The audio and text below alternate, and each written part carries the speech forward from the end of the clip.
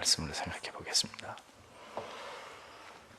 바울은 빌립보 교회 성도들에게 주의해야 될 몇 가지 사항들을 당부했습니다. 그리고 이어서 신앙에서 무엇이 가장 중요한 가치인지에 관해서 그는 이제 역설을 하고 있습니다.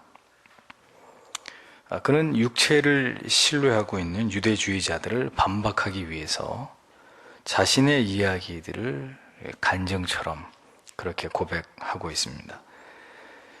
자기 자신이 육체의 조건들을 자랑하지 않는 것은 결코 자랑할 만한 것이 없기 때문이 아니라 그런 헛된 육체의 것들을 자랑하는 것보다 이제는 예수 그리스도의 죽으심과 부활만이 자신을 구원으로 인도하는 가장 확실한 진리임을 깨달았기 때문에 이제 자신의 육체에 속한 모든 것들에 있어서는 이제 그것이 아무런 가치가 없다는 것을 자신이 깨달았다고 진술을 하고 있습니다. 그러니까 더 이상 육에 속한 것들에게 육에 속한 것들 가운데 내 마음을 가지고 갈 수 있는 것은 아무것도 없다 이거죠. 저 뒤에 가서 자기가 그 모든 것을 배설물처럼 여겼다고 이야기하고 있는 것입니다. 4절을 보십시오. 비록 내가 또한 육체 가운데서 신뢰를 가지고 있을지라도 만일 어떤 다른 자가 육체 가운데서 신뢰할 것이 있다고 생각한다면 나는 더욱 그러하다. 이렇게 흠정역에 이렇게 번역이 되어 있습니다. 그러니까 이 말의 의미는 만약 바울의 적대자들이 지금 그들이 가지고 있는 육체의 자랑거리들을 신뢰한다면 바울 자신도 충분히 신뢰할 만한 조건과 자격을 갖춘 사람이라는 사실을 자기는 밝히겠다고 얘기하고 있는 것입니다. 그러니까 육체를 신뢰하지 않고 예수 그리스도를 신뢰하는 자들이야말로 그들이 진정으로 할례를 받은 자들이라는 사실을 선언한 바울은 또 한편 그렇지만 사실은 얼마든지 나도 육체를 신뢰할 만한 여러 가지 화려한 커리어들을 가지고 있는 자라고 이야기하는 거예요. 내가 육체를 통해 자랑할 것이 없기 때문에 자랑하지 않는 것이 아니라 너희들이 너희들의 가진 것들을 자랑하느냐? 사실 그거보다 나는 더 자랑할 것들이 있다. 하지만 그것에 대한 가치를 내가 버렸기 때문에 자랑을 하지 않으려고 했는데 너희들이 그렇게 육체의 조건들을 자랑할 것 같으면 나도 내 얘기를 한번 해보겠다. 이렇게 얘기를 하는 것입니다.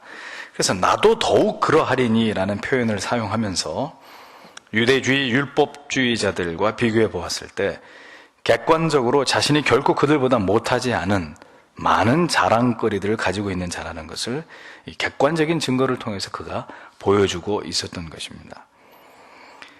사도 바울이 그렇게 자신의 자랑거리들을 자랑하는 이유가 무엇이었을까요? 자기를 드러내기 위함이었을까요?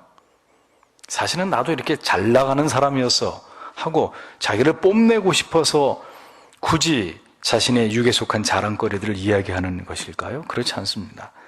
내가 그렇게 내세울 것이 많은 자라 할지라도 내가 오늘 굳게 붙들고 신뢰하는 근거는 그런 내 인간적인 자랑거리들이 아니고 오직 예수 그리스도의 죽음과 부활이 지닌 구속의 능력뿐임을 그가 강조하려고 이전에 자기가 자랑으로 생각했던 자기 육체에 속한 자랑거리들을 열거하고 있는 것을 성경으로에게 보여주는 것입니다. 이것을 보면 말입니다. 과연 무엇이 진정한 성도와 교회의 자랑일까요? 우리는 도대체 뭘 자랑해야 되는 사람들일까요? 세상에서 얻은 부와 성공과 명예와 학벌 따위입니까? 우리는 이 부분을 진지하게 생각해 봐야 됩니다. 왜냐하면 신자들은 말이죠. 표면적으로는 그것이 아니라고 하면서도 은근히 보면 가난하지만 정직하고 경건하고 거룩한 성도보다는 부유하고 세련되고 좀 많이 배우고 그런데 그다지 믿음이 깊지도 않고 영적이지도 않은 이런 신자들을 더 선호하는 경향이 있단 말이에요. 표면적으로는 아니라 그러면서요. 우리도 모르게 우리는 그런 육체에 속한 것들의 가치를 우리는 영적인 가치에 비해서 더 우리가 중요하게 생각하지 않는다고 말은 하면서도 은연중에 오늘 우리의 모습 속에는 이렇게 육체의 자랑거리들을 더 좋아하고 그것으로 사람을 판단하려고 하는 이런 모습들이 우리 안에 분명히 있다는 겁니다. 외형적인 것으로, 육체의 것들의 화려하고 아름다운 것으로 자랑거리를 삼는 세상 사람들 앞에서 우리의 자랑은 육체의 그런 자랑거리들이 아니라 우리의 영적인, 우리의 거룩과 순결과 경건과 이런 것들로 말미암아 우리가 믿는 그리스도 예수의 그분이 메시아 되심의 그 진실성을, 그 진정성을 드러내야 될 터인데, 이거는 어떻게 된 게 교회도 자꾸 성공주의, 번영주의, 형통주의 복음으로 치우치면서 세상에서 신자가 얻은 부귀와 명예와 영화, 형통, 그것으로 마치 자기들의 신앙을 평가받고 인정받고자 하는 이런 그릇된 동기와 목적들을 교회 안에서도 성도들 안에서도 어렵지 않게 발견하게 된다는 겁니다. 그러나 얼마나 이것이 개탄스러운 일입니까? 바울은 예수 그리스도를 아는 지식의 고상함 외에는 자기는 자랑할 것이 없다. 자랑할 것이 있는데도 불구하고 그런 것들은 다 배설물처럼 여기고 나는 예수 그리스도를 아는 지식만을 알 따름이다. 그러면 우리도 그 바울의 가치관을 닮아가야 되는 것이죠.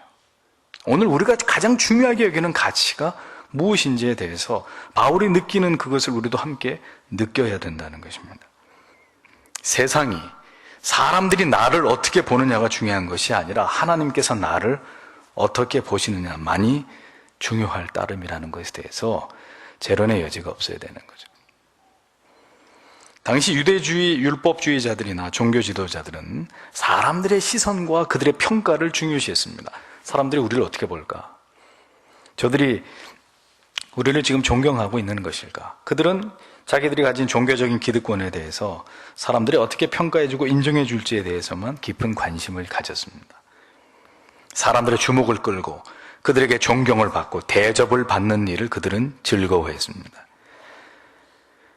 육체의 조건들이 아름답게 보이면 그 사람은 하나님 앞에서는 멀어지는 거예요. 물론 육체의 조건들도 아름답고 영적인 조건들도 아름답다면요, 그건 뭐 더 이상 얘기할 필요가 없는 거죠. 두 가지 다를 갖추었다면 그거 이상 좋을 게 어디 있겠습니까? 하지만 육체의 조건들을 아름답고 화려하고 보다 강하고 높고 크고 화려하게 만드느라고 하나님이 기뻐하시는 영적인 조건들을 채우지 못한 사람, 하나님하고 점점 멀어지고 있는 사람이에요.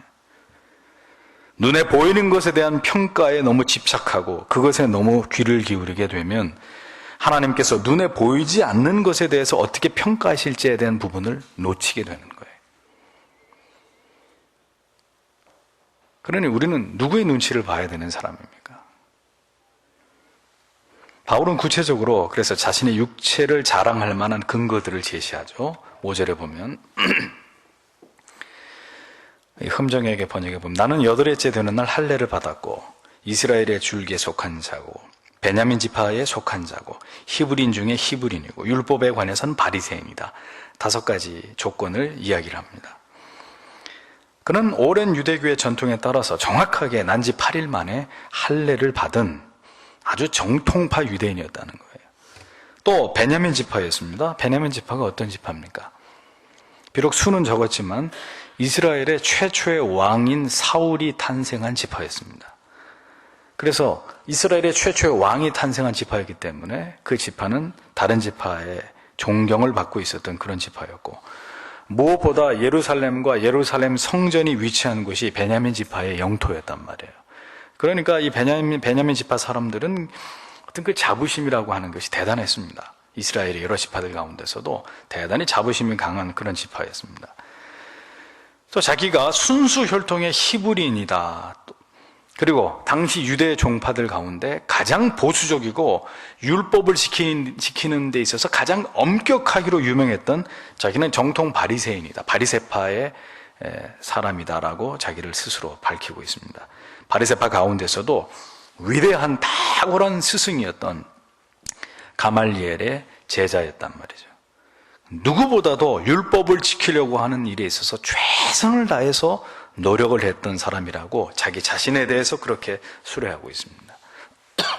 심지어 6절에 가보면 열심을 따라서 내가 교회를 핍박하면서 의를 따라서 내가 율법 가운데 흠없게 되고 나서 이렇게 기록되어 있습니다.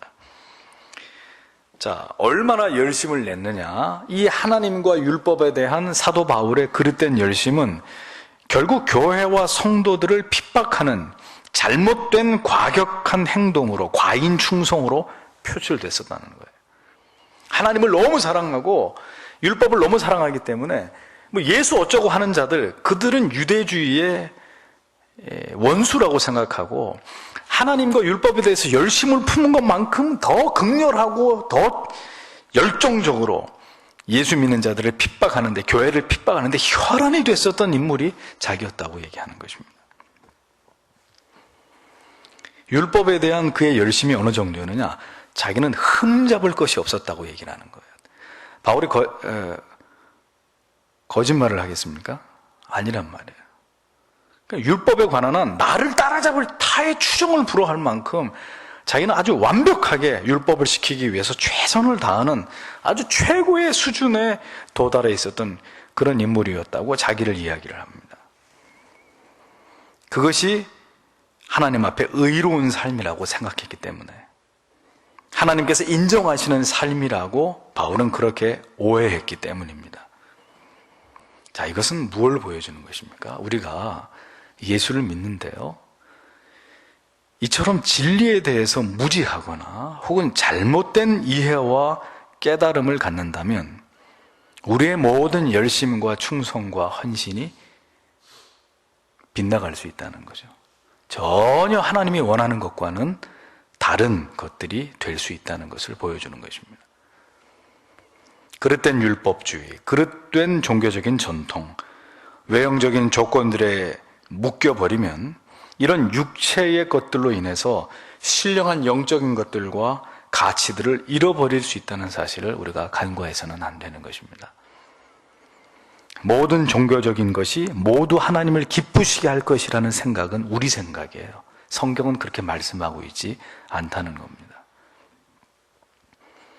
열심히 기도하는 사람의 영혼이, 열심히 기도하는 사람의 영혼이 진정으로 할례받은 영혼이 아니라면 그 열심히 기도하는 그것 때문에 다른 사람들 정죄하고 비난하고 교만해지는 거예요.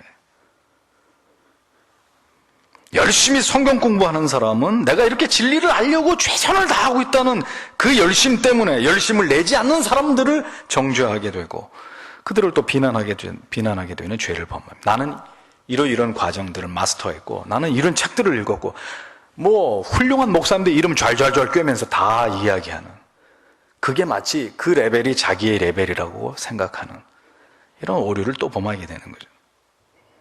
봉사하는 사람은 봉사하지 않는 사람을, 뺀질거리는 사람을 보면서 또 불평하게 되는 거고, 전도 열심히 하는 분은 전도지 한 장 돌리지 않는 성도들 보면서 전도도 안 하는 저런 사람들이 무슨 신자냐고, 열심히 예배에 참석하는 사람은 예배에 참석하지 않는 사람들을 또 향해서 공격을 하고,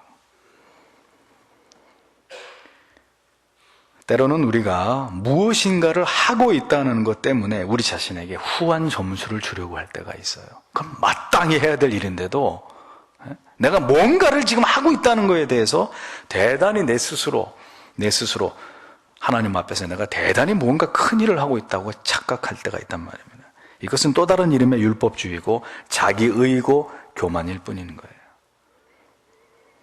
그것은 모두 육체에 속한 일이 될 수 있습니다. 자신이 좋아서 열심을 내고 그것으로 자신을 공치사하는 이런 모습은 절대로 주님이 기뻐하시는 성숙한 그리스도를 닮은 신앙과는 거리가 먼 거예요. 뭘 하든 그저 내가 좋아서, 내가 좋으니까 내가 열심히 하는 거, 하나님하고는 아무 상관없는 거예요. 그 모두가 육체를 신뢰하는 것일 뿐이라는 것을 바울은 자신의 경험을 토대로 설명하고 있었던 것입니다. 그래서 제가 여러분들에게 여러 차례 말씀을 드리고 또 말씀을 드리는 것이, 가장 어리석은 게 뭐냐? 무지함 가운데 갖는 종교적 열심이다, 이런 말씀을 드렸잖아요. 진리에 대해서 무지한 가운데 갖는 종교적 열심, 이것은 가히 광신에 가까운 이제 그런 수준이 되는 것인데, 무엇보다도 안타까운 것은 이러한 종교적인 그릇된 열정이 결국은 더 참된 신앙과 하나님께로부터 더 멀어지게 하는 요인이 될 뿐이라는 겁니다.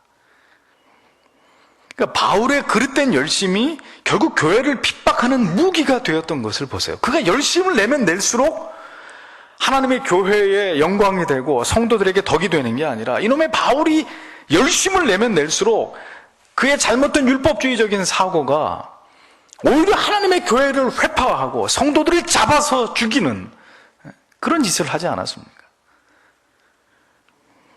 근데 진리에 대한 무지한 열심은 열심을 내면 낼수록 하나님의 교회를 핍박하고 회파하는 결과를 가져올 뿐이라는 것은 그때나 지금이나 동일한 거예요. 오늘 한국 교회를 망치는 주범들이 누굽니까? 나름대로 열심히 성령운동 한다는 사람들이고, 나름대로 열심히 교회 부흥운동 한다는 사람들이 한국 교회를 망치고 있는 거 아니에요? 가만히 있으면은 무해한데. 신문에다 광고 내고, 세미나하고, 집회하고, 책 써가지고 찍어내고, 이러니까 아주 지극히 유해한 존재들이 되는 거 아니에요? 그냥 입 다물고 가만히 있으면 되는데, 잘못된 열심이 많은 사람들에게 해를 끼치고 있단 말이죠. 진리에 대한 무지한 열심. 언제나 교회를 위협하고 어지럽히는 사람들 보세요. 그 사람들은 다 한결같이 공통점이 있는데 열심 있는 사람들이라는 거예요.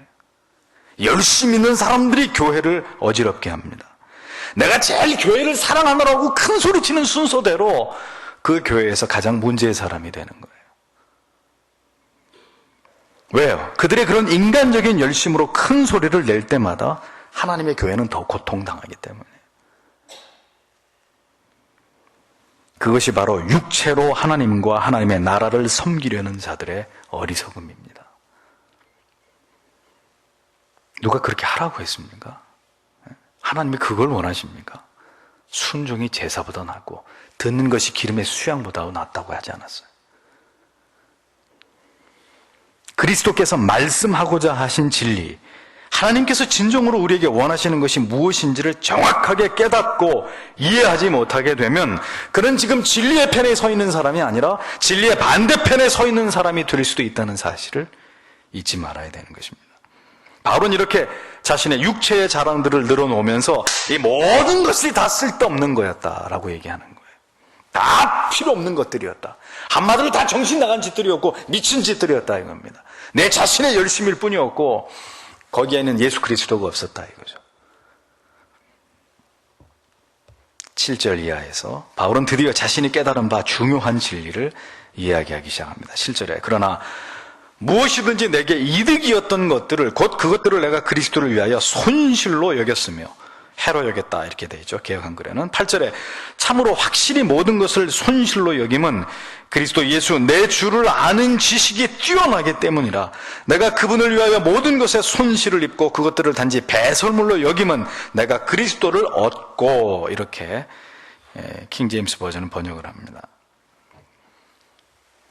자, 이제 사도 바울은 자신이 그리스도 밖에 있을 때 그가 추구하고 열정을 가졌던 모든 율법주의에 관련된 것들에 관해서 그런 것들은 이제 다 가치가 없는 것들이다 이렇게 고백을 합니다. 가치가 없는 것에 넘어서 자기가 이런 유대주의적인 전통과 율법과 이것을 준수하기 위해서 자신이 행한 모든 것들은 크나큰 자기 자신에게 손실이었다라고 고백하는 거예요. 하나님의 나라의 손실은 말할 것도 없고 나한테 내 인생에 있어서 내가 그렇게 지난날 무지하고 어두움 속에서 진리에서 빛나간 열심을 가지고 살아왔던 날들이 나한테 지극한 해가 됐다는 거예요. 해가 나한테 너무너무 손해라는 거예요. 그 무지한 세월 속에 하나님을 잘못 섬겨왔던 그 날들이 정말 나에게는 견디기 힘든 그것이 나에게 지나가버린 허송세월이고 손해였다는 거예요. 손해. 내 인생 속에서. 어떻게 그 시간을 다시 돌릴 거예요? 어떻게 할 거예요? 자신에게 유익이라고 생각했던 모든 것들 가만히 생각해보니 이제 예수 그리스도 안에서 참된 진리를 깨닫고 나서 보니까 자신에게 유익이라고 생각했던 모든 것들이 다 알고 봤더니 손실이었다는 거예요. 난 참 바보처럼 살았군요. 옛날의 유행가 가사처럼 그렇게 살았다는 거죠. 이제 진정으로 무엇이 유익인지를 깨달은 그 깨달음은 무엇을 주고도 바꿀 수 없는 가치가 되는 것이니 그것이 바울에게 있어서 바로 그노시스 투 예수 그리스도를 아는 지식, 그것에 고상합니다 라고 이제 바울이 이 이야기를 하려고 앞에 이야기들을 쭉 이렇게 전개해 온 거죠. 그의 순수한 혈통과 가문, 그가 자랑스러워했던 자부했던 유대주의 종교, 그의 정치적 배경, 그리고 종교적 열심이 그때는 그 안에 있을 때는 그게 대단한 것이었고 그게 대단한 자기의 프라이드였는데 지금 보니까 크나큰 실수였다. 모두 다 지나가 버린 허송 세월에 지나지 않다 이거죠. 여러분 기억하십시오. 오늘까지 여러분들이 생각하시기에 유익하다고 여긴 것들이 있을 거예요. 뭐 이렇게 섬기면 되는 거 아니야? 이렇게 헌신하면 되는 거 아니야? 이렇게 맨날 갖다 바치라 그랬으니까 열심히 갖다 바치면 복 받는 거 아니야? 단순화해서 이 신앙의 복잡성을 단순화시켜가지고 하고 싶은 거 하기 싫은 거 이렇게 이원화시켜서 하고 싶은 것만 열심히 하면서 살아왔던 시간들, 이것이 나를 지탱해주는 근거였고 나의 자부심이라고 여겼던 이런 종교적인 열심과 쌓아 올린 종교적인 공력들, 오늘 바울의 얘기를 빌자면 물거품이 될 수 있다는 거예요. 이게 가장 원통한 일입니다. 그것이 하나님께서 기뻐하시고 원하시는 것들이 아니었다면 결국은 그 모든 것들은 나의 의와 교만의 빈거일 뿐이 되는 거예요. 다 헛된 것들이에요. 바울이 하나님을 믿었어도 그 모든 것들이 그에게 손실이 됐듯이 우리도 교회 안에 있었고 수십 년을 예수를 믿어왔지만 그것이 정말 하나님께서 나에게 바라셨던 것들이 아니었다면 다 손실이 되는 거예요. 손실. 그래서 성경에 주님께서 말씀하시죠. 먼저 된 자가 나중될 수 있고 나중된 자가 먼저 될 수 있다. 이 말씀의 의미가 뭘까요? 이거 굉장히 어떻게 들으면 불공평한 얘기 같아요. 에?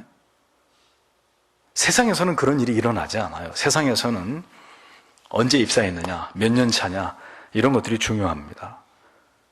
그 사람이 그 회사에서 충성한 연도와 그 사람의 위치와 그 사람의 관록, 경험 이런 것들은 절대 무시할 수 없는 거지만 기독교 안에서는 그런 일들이 벌어질 수 있어요. 왜?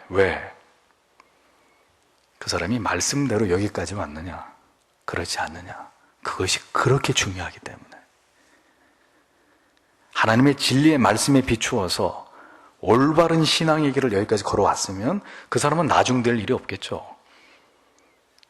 하지만 오늘 바울이 얘기한 것처럼 모든 것이 자신에게 손실일 뿐인 그런 시간으로 자기의 신앙을 채워왔다면 그 사람은 한 달 전에 예수 믿고 하나님의 말씀을 통해서 한 달 동안 정확하게 진리의 말씀을 듣고 깨우쳐가면서 한 단계 정교한 하나님의 말씀을 통해서 하나님이 누구고 인간이 어떤 존재고 죄가 무엇이며 구원이 무엇이고 어떻게 영생을 얻는 것이고 어떻게 살아가는 것이 성화에 진력하는 삶인지 이런 것들을 체계적으로 이해하고 깨닫고 그래서 하나님을 믿고 있는 사람에게 뒤처질 수 있는 사람이 되는 거랍니다. 20년, 30년을 예수를 믿었다 할지라도 신앙 안에서는 그런 일이 벌어질 수 있는 거라는 거예요. 내 기준으로 믿었기 때문에, 내 열심으로 믿었기 때문에. 그래서 교만할 수가 없어요. 어떤 일이 있어도 익은 벼가 고개를 숙이듯 예수를 오래 믿으면 오래 믿을수록 더 겸손해지는 것이 신자지, 더 고개가 뻣뻣해지는 것은 그건 예수를 지금까지 그 사람이 잘못 믿었다는 증거인 거예요. 진리는 절대로 진리를 따라가는 사람에게 그런 것을 허용하거나 그렇게 되리라고 말씀하고 있지 않아요.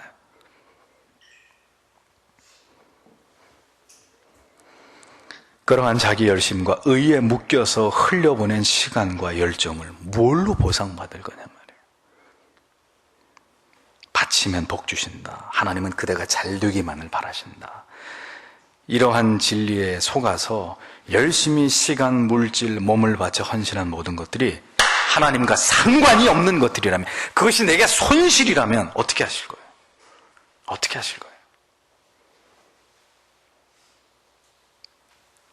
그래서 가장 중요한 게 무엇입니까? 신앙의 본질이라는 거예요. 바울은 말합니다. 8절에 이어서 9절에 율법에서 난 내 자신의 의가 아니라, 율법에 근거를 두고 있었던 이전에 내 자신의 의, 그게 아니고 정말 중요한 거, 그리스도의 믿음으로 통한 의, 곧 믿음으로 말미암아 하나님에게서 난 의를 소유한 채 그분 안에서 나는 발견되고자 합니다. 그래서 나는 그것들 다 배설물처럼 버린다. 그건 다 나에게 손실이었다 라고 얘기하는 거예요. 그러니까 율법 아래서 내가 쌓은 의였기 때문에 깡그리다, 그거는 부정하고 인정할 수 없는 거고, 이제 나는 그 율법 아래서의 내 의가 아니라 이신칭의, 그리스도 예수를 믿음으로 말미암아 의롭다 하시는 하나님에게서 비롯된 그 의를 소유한 채로 나는 마지막 날 예수 그리스도 앞에 당당히 나아가는 자가 될 것이다. 이것이 바울의 고백입니다. 바울은 지금까지 유대주의적인 전통과 지식 아래서 자신이 쌓아온 열심이 곧 의가 되리라고 믿었습니다. 그런데 알고 보니, 진리의 눈이 열리고 보니 진리는 그것을 전혀 인정하지 않는다는 것을 발견하게 된 거죠.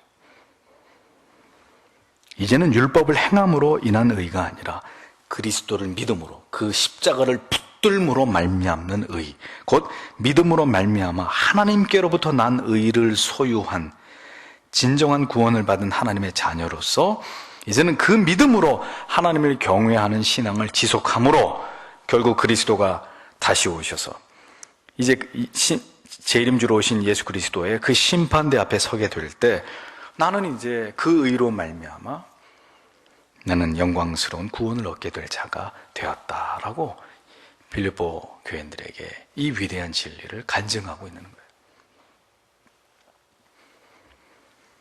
하나님께서 인정하시는 믿음과 의란 결국 그리스도 예수, 그를 아는 지식에 있어서 더욱 자라감에 있다라는 사실을 기억하십시오.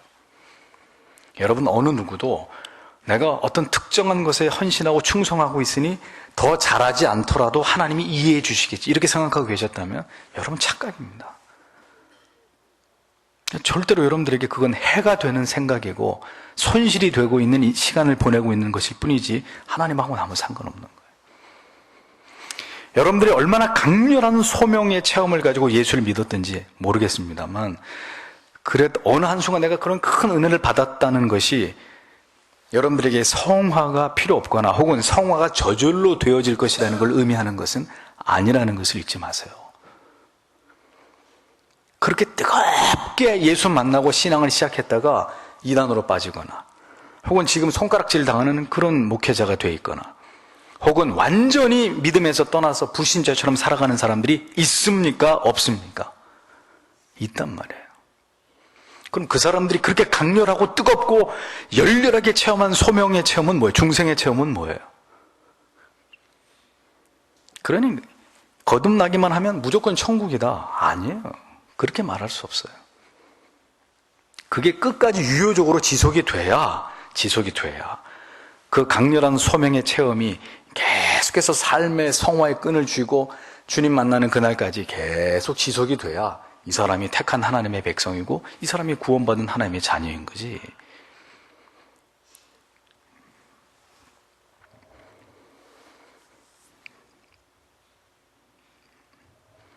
오늘 여러분들이 만약 그리스도를, 하나님께서 무엇을 기뻐하시고 원하시는지를 알지 못하고 있다면 차라리 제 얘기를 기억하십시오. 중요하게 들으세요.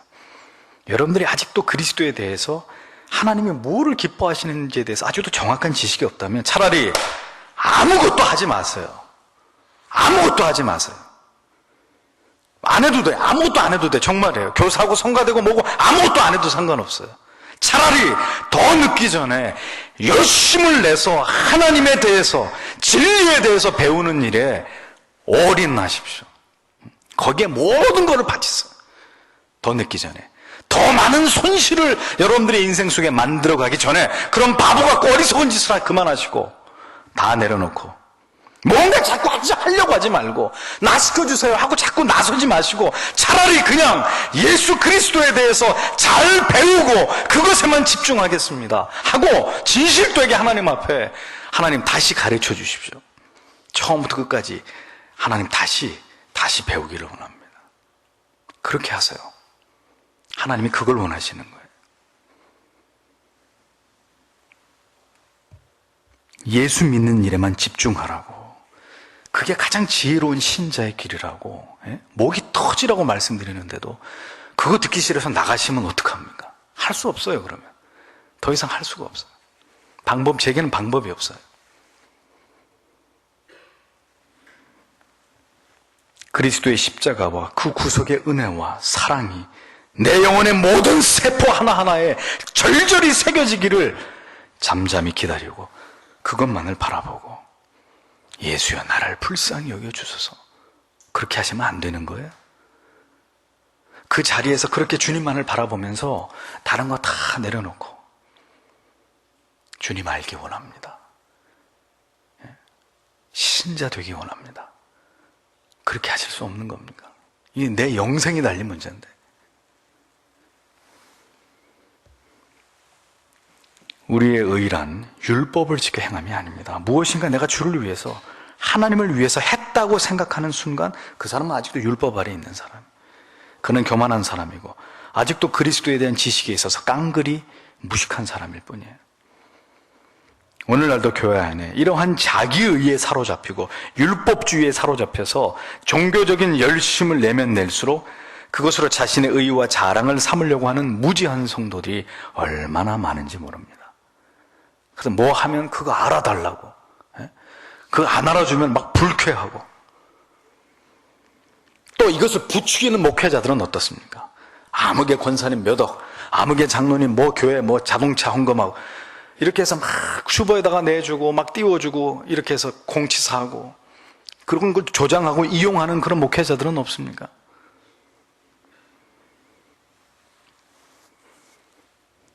저는 모든 성도들이 이러한 진리 아닌 것에 인간이 만들어 놓은 그릇된 어떤 주의, 전통, 부추김 이런 것들에 더 이상 미혹되지 마시고 오직 진리의 말씀 안에서 참되신 하나님과 그리스도를 아는 지식에 있어서 더 자라감으로 더 겸손하게 하나님만을 의지하고 그리스도께서 나를 위해 베풀어 주신 그 놀라우신 사랑과 구속의 은혜만을 더 높여드리는 그런 참된 성도님들이 되시기를 바랍니다.